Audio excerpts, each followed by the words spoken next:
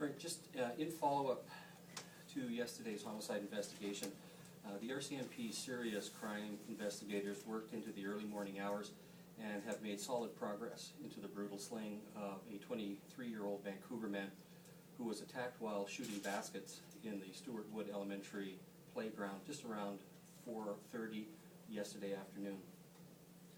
While shooting hoops, the deceased, Archie Lepret, was born in 1987, September 6, 1987. He's in Vancouver, he's a 23-year-old, and he was with his cousin from Kamloops when they were confronted by three suspects who were wearing gloves and had bandanas across their face.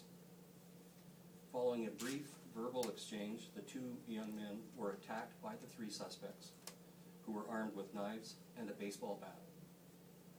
The scene was characterized as a violent Donnybrook involving all five young men. The bat was recovered at the scene. Mr. Lepret and his cousin are both associates of a known street gang. Police have established that Archie Lepret and his cousin were victims of a focused, targeted, gang-related attack by the three male suspects who were believed to be in their 20s. These suspects are believed to be from a known rival gang. Following the violent confrontation between the three suspects, they were last seen running westbound along Battle Street towards 2nd Avenue. The three suspects are described as follows. Number one is Aboriginal, heavy-set, approximately 5'8", 220 to 230 pounds, and he was wearing a black hat.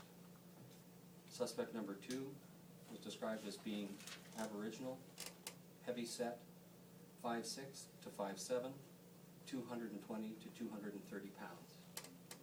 And suspect number three is an Aboriginal, slim in build, about 5'8", 190 to 180 pounds. The exact cause of death will be confirmed by a forensic autopsy that is taking place later this day.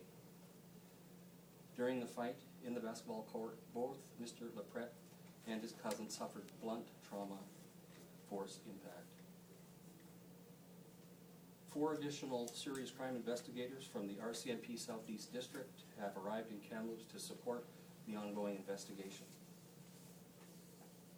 The investigators are optimistic that the brazen, high-profile daylight attack that was carried out in the downtown core during business closing hours was observed by a number of pedestrians and motorists who were moving in and around the area. To that extent, the investigators will be back in the area of 3rd Avenue and Battle Street today between 4 and 5 p.m. and they will be canvassing people in that area to identify any further possible witnesses. I do have a